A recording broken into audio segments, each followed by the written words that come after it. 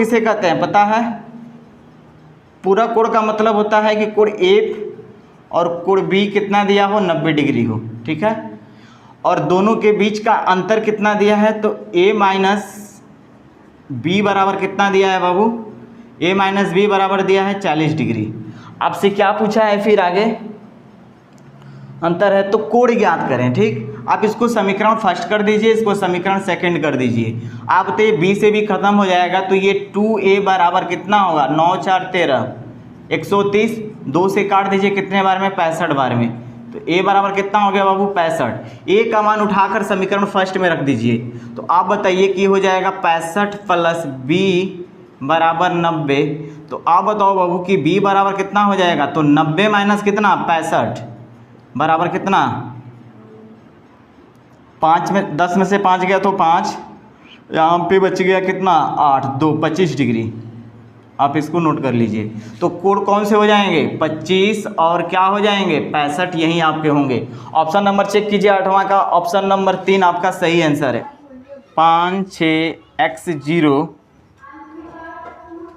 Sorry 5 7 है बाबू, 5 7 6 x0 9 से विभाज्य है, तो x के जगह पे क्या आएगा? ये नंबर दिया गया, ये कह रहा है कि 9 से डिविजिबल है।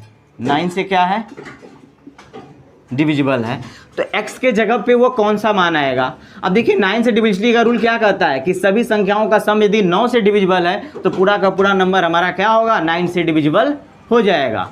तो आप ये बताइए बाबू कि अगर हम 7 और 5 लेते हैं तो कितना होगा? 12, और 6 को जोड़ते हैं तो कितना होगा? 18। तो ये पूरे के पूरे 9 से डिविजिबल हैं, तो काट देंगे, और 0 जोड़ देंगे तो कोई फ़र्क पड़ने ही वाला नहीं है। तो आप बताइए कि x के जगह पे हम क्या रखें जो कि 9 से डिविजिबल हो जाए? तो x के जगह पे हम 9 ही रखेंगे, तो वो 9 से क्या हो जाएगा? डिविजिबल हो जाएगा। या तो फिर x के जगह पे क्या रख सकते हो? या आप 0 रख सकते हो, 9 भी रख सकते हो और 0 भी रख सकते हो, तो भी इनका सम क्या होगा? देखिए 0 रखेंगे तो भी तो सम 0 आ जाएगा, तो भी 9 से डिविजिबल होगा। अगर सम 9 आ गया तो भी 9 से डिविजिबल होगा।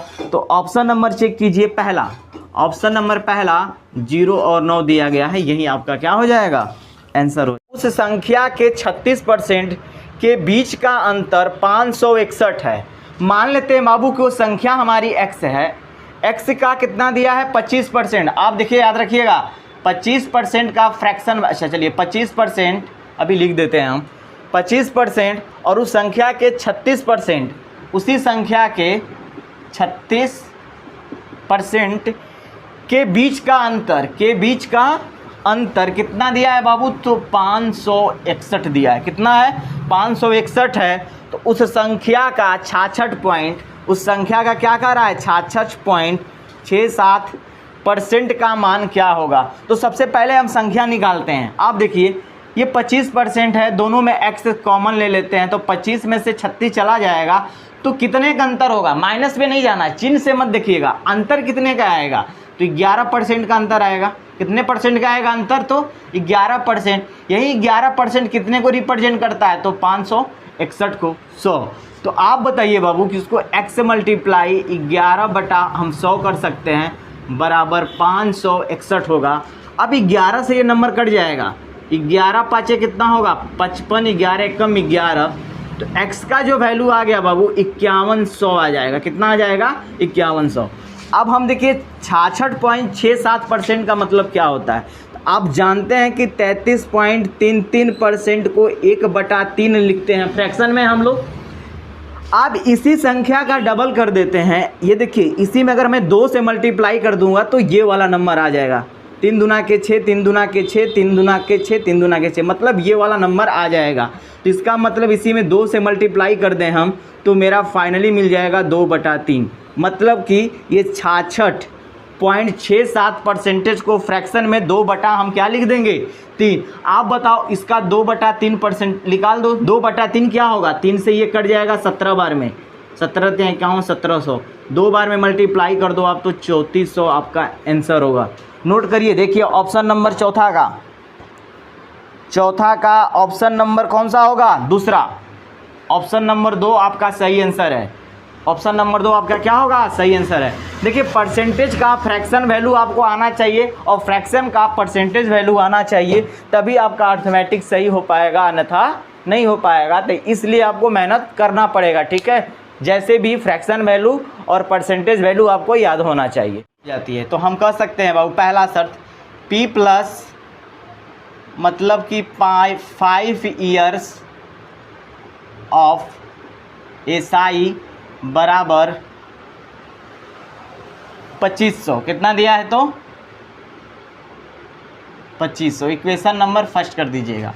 दूसरा इक्वेशन में फी कह रहा है P प्लस उसी धन पे कह रहा है बाबू 10 वर्षों में 3500 रुपया हो जाता है। 10 वर्षों में कितना, 10 ईयर ऑफ SI बराबर 3500 हो जाता है। क्या हो जाता है, 3500। इक्वेशन नंबर 2, आप इसको क्या करो बाबू, फ्रॉम 2 माइनस फर्स्ट कर दीजिए। 2 में से जब फर्स्ट को हटाएं, देखिए P कट जाएगा, ये 10 था तो कितना बचेगा 5, तो 5 ईयर ऑफ SI बराबर कितना हो जाएगा बाबू, 1000। कितना हो जाएगा, 1000। तो आप मुझे बताओ कि ये 5 साल का SI इतना आ गया, 1000 आ गया, तो आपसे हम ये कहें बाबू कि 1 साल का SI कितना होगा, 1 ईयर ऑफ SI कितना हो जाएगा, तो आप कहेंगे कि 200 हो जाएगा, ठीक। से 2 वर्ष का पूछा है, कितने वर्ष का पूछा है, तो 2 वर्ष का, तो 2 ईयर का कितना हो जाएगा, 2 ईयर ऑफ SI कितना हो जाएगा, तो 2 मल्टीप्लाई 200 बराबर कितना हो गया, 400। लेकिन कह रहा है कि दर जब दुगुना कर देते हैं तो SI कितना हो जाएगा, क्योंकि कह रहा है कि जब जो दर है ना वो दुगुना हो जाता है, तब SI क्या होगा, SI ऑफ 2 ईयर्स, ठीक है बाबू। तो कितना हो जाएगा, 2 × 400 बराबर कितना हो जाएगा, 800। पहले हमको 2 साल का निकाल देना है फाइनली, जब वो दुगना नहीं करता है। लेकिन कह रहा है कि जब दर दुगना हो जाए तो SI हमारा कितना हो जाएगा, 400 था, फिर अगर दर को बढ़ा दिया, दुगुना कर दिया, तो 400 पहले ब्याज था, तो कितना हो जाएगा, 800 हो जाएगा। मूलधन भी पूछा है हमसे, तो आप देखो यहाँ पे एक दिन याद रखना कि 5 वर्षों का SI कितना दिया, 1000, और यहाँ पे P प्लस 5 वर्षों का SI कितना दिया है, 2500 दिया है, ठीक है। अब 5 वर्षों का कितना दिया है, 1000 दिया है। तो आप बताओ यहाँ पे 1000 SI है, तो इस मान को अगर हम समीकरण फर्स्ट में इस वाले में अगर रखें तो क्या मिलेगा, ध्यान से देखिएगा।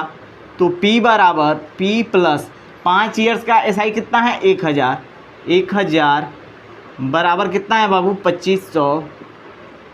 आप बताओ, तो हम कह सकते हैं कि P बराबर कितना मिल जाएगा, ये 1000 जाके घट जाएगा तो 1500 मिल जाएगा। मतलब आपका P बराबर कितना आ गया, P बराबर 1500 और R मतलब SI बराबर कितना आ गया बाबू, 800। ऑप्शन सही है आपका, पाँचवा का पहला ऑप्शन सही है। देखिए मैं आपको फिर से बता दे रहा हूँ, ये 2500 रुपया क्या होता है, ध्यान से देखिए, ये हमारा मिश्रधन हो जाता है। 2500 रुपया क्या होता है, मिश्रधन। तो P प्लस SI ही तो मिलाकर मिश्रधन बनता है।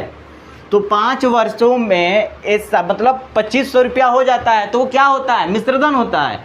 तो P प्लस SI 5 वर्षों का SI बराबर 2500 हो जाएगा ना। अब यहाँ पर अगर हम 5 वर्षों का SI लिख दें, आप प्लस ये मूलधन को जोड़ दें, तो पूरा 5 वर्षों का मिश्रधन निकल जाएगा।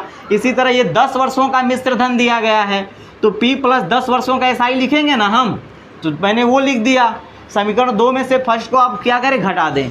तो आप बताइए कि जब ये P से P कट जाएगा, 10 में से 5 जाएगा, तो 5 ईयर्स का SI बचेगा। यहाँ पे क्या बचेगा, 3500 में से 2500 घटेगा तो 1000।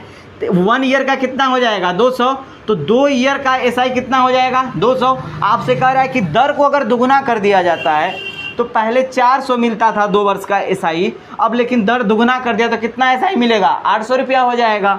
आपसे मूलधन पूछा है, तो आप बताइए कि 5 वर्ष का SI दिया है, 5 वर्ष प्लस P बराबर मिश्रधन दिया इतना, तो 5 वर्षों के SI का मान हम यहाँ पे पुट कर देंगे, तो क्या P का मान नहीं निकल जाएगा।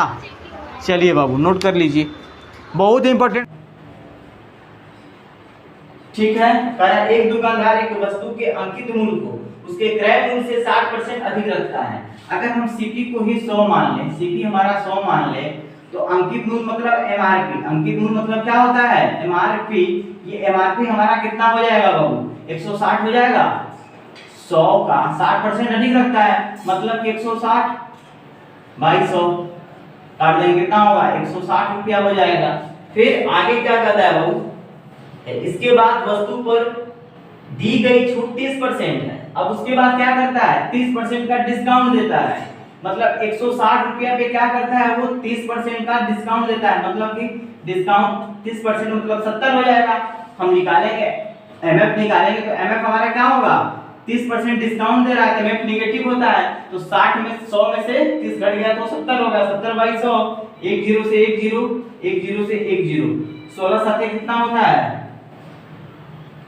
112। इतना रुपया में बेच दिया है। ये हमारा क्या हो गया एसपी हो गया। एसपी बराबर मैंने निकाला है 130 में, तो ये कितना हो गया हमारा एसपी हो गया। आप बताओ खरीदा था 100 रुपया में और बेच दिया 112 रुपया में, तो 12 रुपया का प्रॉफिट हुआ ना बाबू। तो प्रॉफिट परसेंटेज बराबर 12 बटा में कितना होगा 100 इंटू 100 कितना हो जाएगा 12%। नोट कर लीजिए ऑप्शन नंबर कौन सा होगा, तो ऑप्शन नंबर 2 आपका सही आंसर होगा। ऑप्शन नंबर 2 आपका क्या होगा सही आंसर होगा। दोस्तों सबसे पहले तो चैनल सब्सक्राइब करें, फिर लाइक कमेंट और शेयर करें, और हाँ, हमारा एंड्रॉयड ऐप डाउनलोड करना ना भूलें।